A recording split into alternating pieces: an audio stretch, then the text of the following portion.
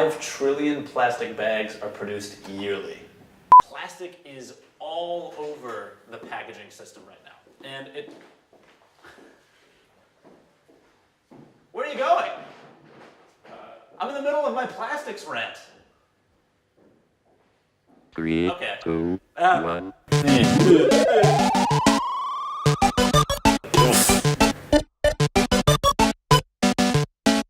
Welcome back to another weekly episode of Beyond the Box with me, Ben, and my cohort, Augie.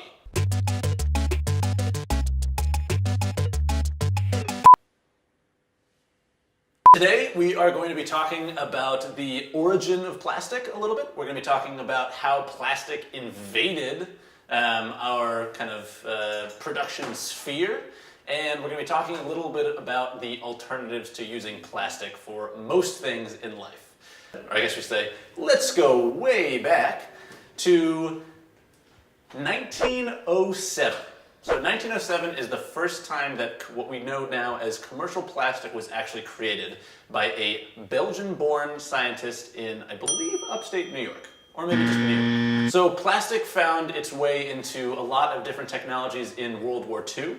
It was actually seen as the safer alternative to a lot of the glass creations that we had been using, so glass cockpits, wrapping goods and being able to transport items in plastic was much more effective and safe than actually transporting them in other materials. Now, at this time, it was still relatively okay, because the main issue with today's plastics is that we don't actually value plastic in the way that we should. Plastic back then in World War II was seen as an incredibly valuable commodity.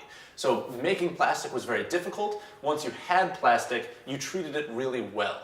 You didn't throw it out, you didn't use it for single-use items, you actually maintained it and kept its life cycle as long as possible. Fast forward to the 1950s when the plastic boom really took off. Scientists found new and cheap ways to mass-produce plastics, and it found its way into many parts of the different of consumer waste cycles. The main I think push was from brands like Tupperware. Coca-Cola also started bottling in plastic as opposed to glass, and a lot of other people began to see this as kind of a cheap and easy fix for what was more costly. So once plastic kind of entered the mainstream consumer cycle, I think it was around the 1980s that people really started to see the negative effects of all of this plastic use. So all of these single-use bags were being used in supermarkets. All of this single-use packaging was being used to wrap different goods, like our bread products and our food products. And slowly but surely we started to see the negative effects. All of this plastic was ending up in landfills, which ended up actually filling them up and making them so we couldn't actually put anything else in there. So in addition to that, people were also seeing these plastic bottles and these plastic bags wash up on the seashores, as well as seeing the negative impacts of plastic on marine life, where it was becoming the most prevalent. And in the 2000s, we started creating ways to recycle these goods. Now, recycling is a fantastic way to actually reduce your impact on the waste stream. Now, if you've ever looked at one of your plastic items, a lot of them have that little, well, most of them should have that little number on the bottom, 1 through I think 7, that'll determine, or not that it'll determine, that will tell you what that plastic type actually is. So a 1 I believe is PET, and then 2 through 7 are other plastics.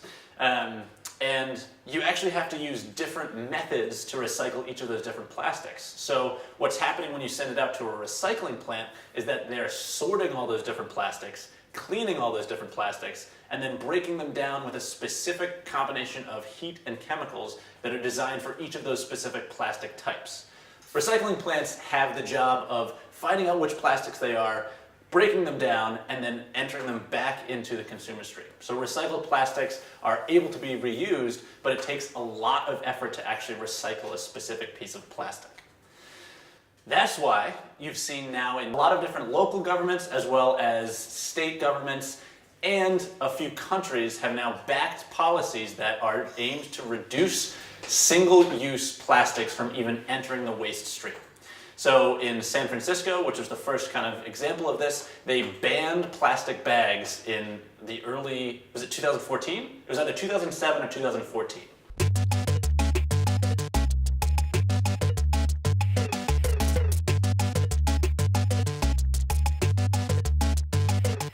But that really helped to reduce how much plastic was ending up in the waste stream, because plastic bags are one of the single biggest contributors to plastic waste. Now, places like San Francisco and countries all over the world that have banned single-use plastic bags are making incredible strides to actually reducing the amount of plastic that enters the waste stream.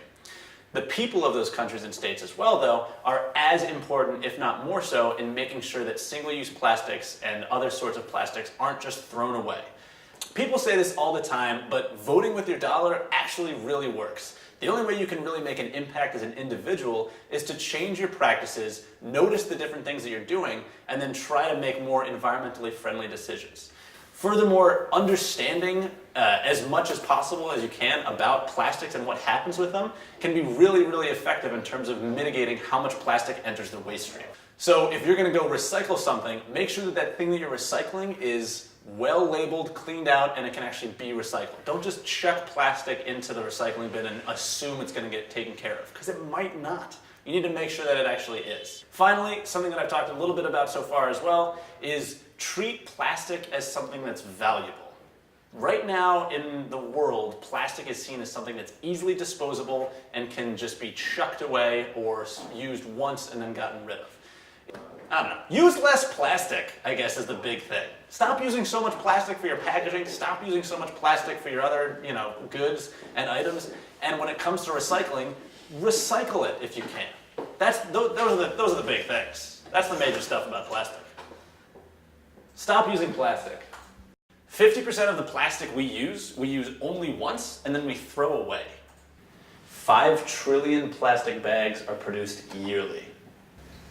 Over the last 10 years, we produced more plastic than during the whole last century.